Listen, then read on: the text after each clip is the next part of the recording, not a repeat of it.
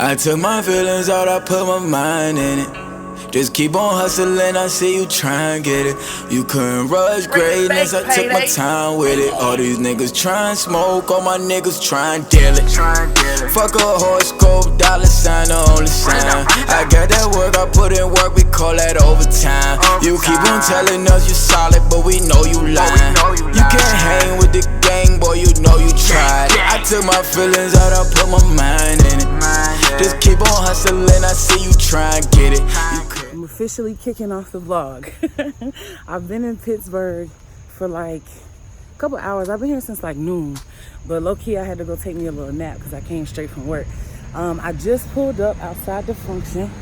As you can see, well, you can't see, but Blue Slide Market is across the street. I just ran into somebody who was going to the function. He was like, hey, I like your hoodie. I gotta show y'all my hoodie. Y'all know I'm coming through with the merch. Okay, hold on, I'm gonna show y'all the whole thing in a minute. I'm so excited. I got my candles in my pocket. I got 2 of these. And then I also bought a marker. I couldn't find my blue marker, so I figure purple is the next best thing because that's my favorite color. But we doing it. We doing the thing. I'm super excited. There's no parking like right in front because the police have it blocked off, like, which I'm glad they do, because last time I came here, like I told y'all, you just walk right up to the park. So it's good they have, you know, security. I've been on Facebook all day, like tracking the people who travel too, just like me. Like, one thing I can say, I fuck with the fact that it's community. You know what I'm saying? Y'all know, hold on, y'all know I'm out of breath. I'm a big bitch. I got on this hoodie. I'm walking up a hill. I'm tired, but I'm just hyped. I see a lot of people out here with Mac merch on. A lot of people wearing blue, which is exciting. So yeah, I'm just about to head up to the top, and then we're going to the park. We're gonna go find some of the people I said I was gonna go link up with. We at the function with it. We at the function with it. You already know. You already know. Yeah, the sun shining and I'm feeling right. I wake up, the walls are closing out the door. I won't.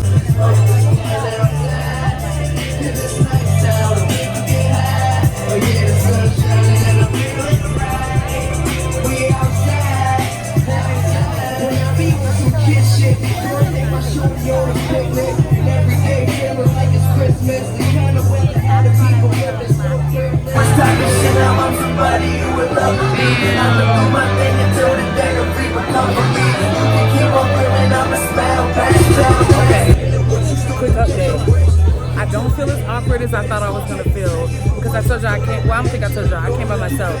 But the good thing is I don't feel as awkward as I thought I was going to. I'm happy about that. I'm just trying to figure out where I fit in because there's so many different like little pockets of shit happening. Somebody has a dog here. I should have bought that. Okay.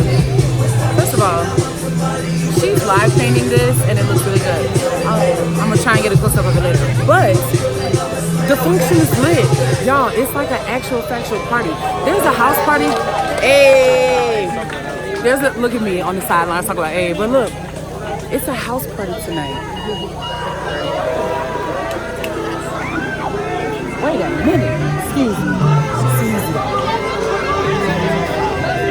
But they didn't even have to put on a brand name though. Okay. And honestly, I don't even want to be in the function. I just want to be here for the vibe. You feel me?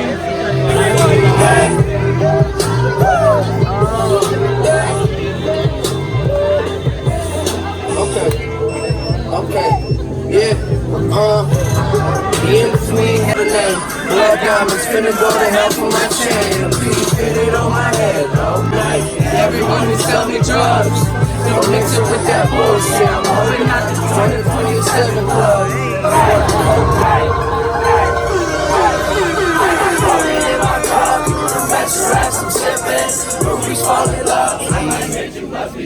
Hey.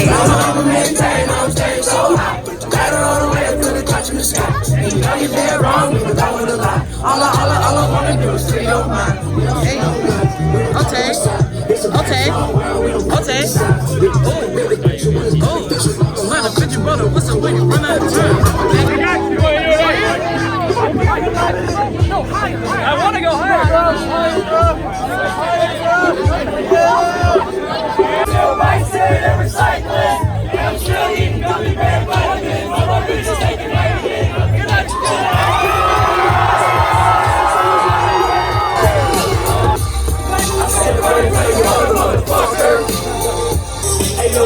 Past haters in the E-class quickly. In deep, did 100 songs and that's this week. Shit keeps going on and on. We just trying to go bananas like it's Donkey Kong. Hey, I only need to work, so I be worrying that I'm going to say something that's going to embarrass him or my family.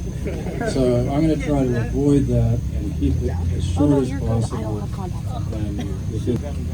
And I'm speaking for my wife, Karen Myers, and my son, Miller McCormick, and Malcolm's grandmother, Marcia Wise, who was here last year. I'm never going to meet her. And thank you for being here to honor and celebrate Mac's life. Thanks to those who signed a petition to rename the park and those who helped afterwards. Thanks to Councilman Corey O'Connor for renaming it Blue Slide Park, and I'm going to need his support because my son and I are working on the design of some kind of a thing to identify this, and there's no way we can do something that conforms with the rest of the park because that just wouldn't be true.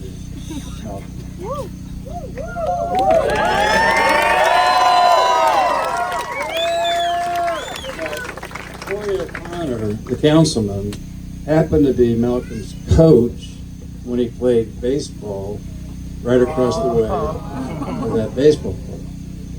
And Malcolm he was little when he was young. He was fearless, he was competitive, he was ambitious, and he cared about everybody. He cared about everybody. And that's what he loved about him. Absolutely.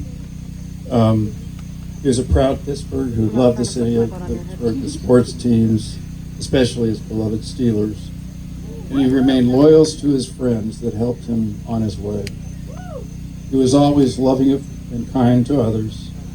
And I said, fearless, competitive, ambitious, and most importantly, he was a fucking hard worker.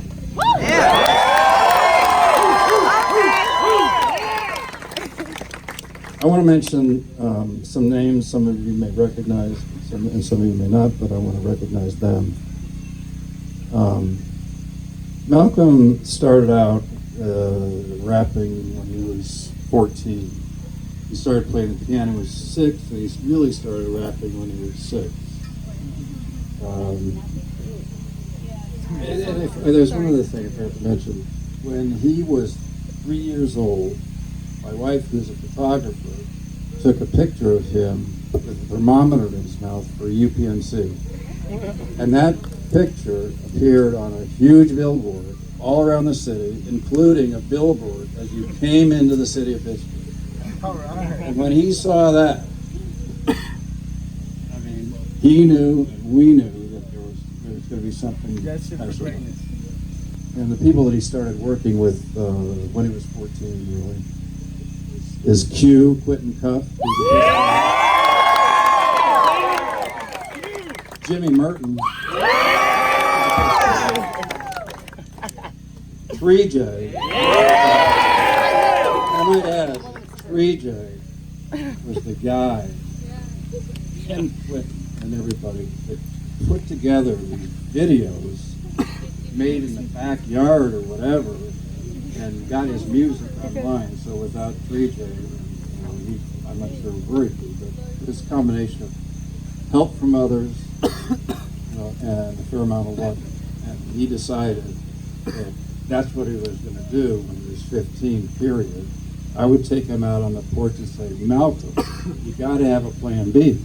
And he'd kind of look at me and say, I don't know, and he didn't want to. And of course, to do what he did, you cannot have a plan B. You got to have whatever you love. You have to go after it with everything you have. I learned a lot from him, and I think we all do. Absolutely. Also, I wanted to mention Dylan Reynolds, whose music is, I guess, looking pretty good. Also people in the music business here in Pittsburgh. E-Dam of ID Labs. Okay. Germ was also Ian Wilson, who did all of his videos.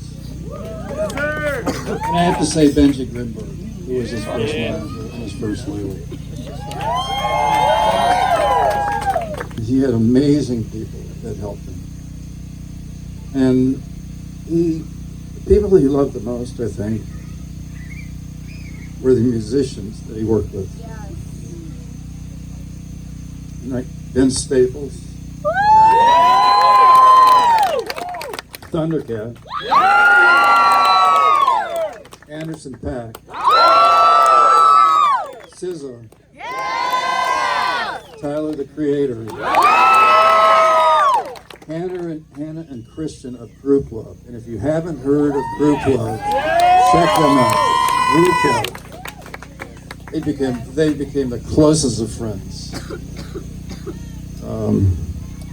And then future Earl Sweatshirt, and finally Kendrick Lamar, and I'm sure there are others that I mentioned I forgot about. Schoolboy Q. Thank you. Thank you. Schoolboy Q. It was something. And we became friends with all of these people.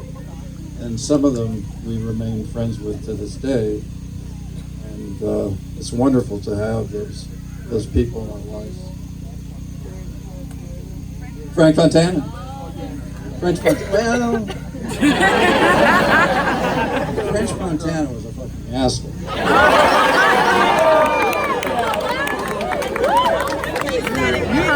Sorry to say. He's the guy that came out and said, after Malcolm died, if he would have just listened to me. Exactly. The internet. But we were out there. They had this thing the night after he died, at the studio, his favorite studio, and a ton of people showed up that he worked with. So I got to hang out with Earl Sweatshirt and Vince Staples, going at each other, trying to beat the other one and make a funnier joke. And I'll tell you, Malcolm had a killer sense of humor. He could have been a comedian, I think. He could have been a lot of things, but he wanted to be a musician. So there were also the features and the producers, particularly John Ian, who produced the last album, who was a genius. CeeLo Green, John Mayer. And he was honored. He was honored. And those people agreed to be. It was honored.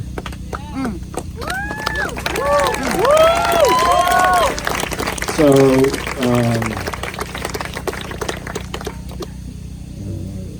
when he was 14, he didn't want to go to school. And part of the reason he didn't want to go to school, he was up all night the night before working on his music. So there were endless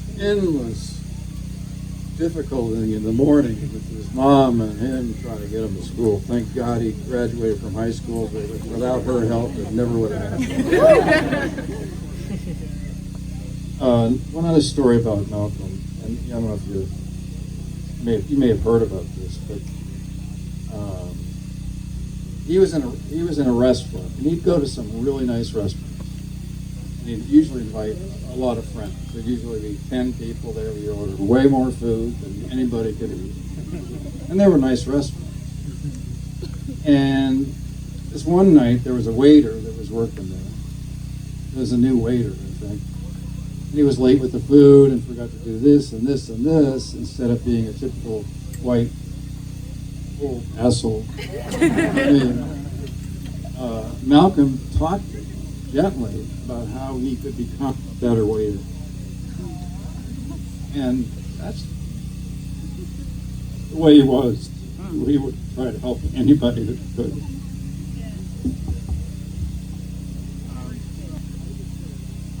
If I would summarize, I think the way Malcolm looked at life, he valued relationships. He was ambitious and competitive, a hard worker. He appreciated his family, and he really enjoyed performing. but only under certain circumstances. He performed at CMU, at one of those CMU fests. Hey, fire on! And what he saw was a lot of college kids who were standing around drinking and talking with each other, and they weren't really listening to him. And when he came off of that stage, he was pissed. Any more colleges? Well, he performed at a lot of colleges, and they were good because the money was good. And some of the colleges were great, but a lot of the colleges, here again, and I was at some of these college concerts, you know, people were but they didn't engage. And what Malcolm wanted was to engage with people. He liked smaller venues because he could see the people he was performing to, and he engaged them. And he was able to take a lot of people, put them in the palm of his hand, and so when people listened to him, he'd come off that stage and he'd be exhausted, but he would be joyful. Woo! Joyful for the support that he got from his family. So it wasn't perfect. None of us are. But he lived a hell of a life. Yes. The 26 years he was with us. Yes. And I know me, Karen, and Miller, and Marcia just are so appreciative of the years that we had with him. He made our lives so different. I'm going to end with something you're probably not going to want to hear. So they finally caught the motherfucker that sold him the drugs.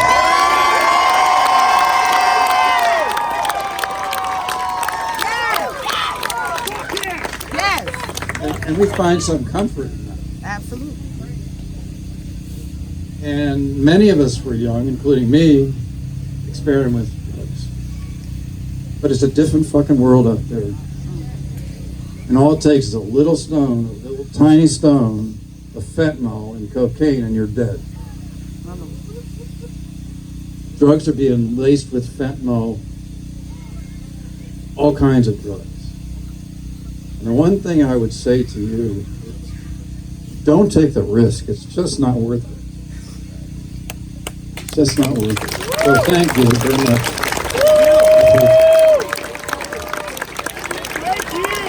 How about a big round of applause for Thank you so much for coming, so we really appreciate your time. We sound like loved, and these guys will make sure his music goes on forever, so thank you again. Thank